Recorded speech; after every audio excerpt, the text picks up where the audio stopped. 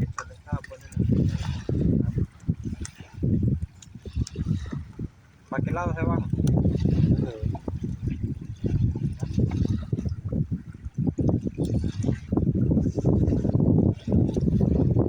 Ahí está más o menos. Puta, cocineros vergones ustedes, no. Vieran de bajarle el tizón ese para que no esté muy alta la llama, mejor. Ese mero. Y no, ahí está, pues, ahí está, con ese juego es suficiente. Y no se les va a arrebatar a mí el mango de la cacerola, se va a quemar, les digo, puta.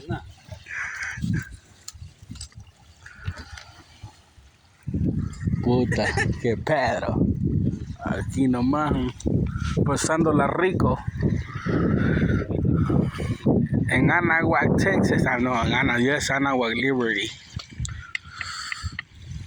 Puta, está haciendo frío como quiera. Poquito más. Pues sí. Va a quedar buena la fritanga. Están los pescaditos. ¿No?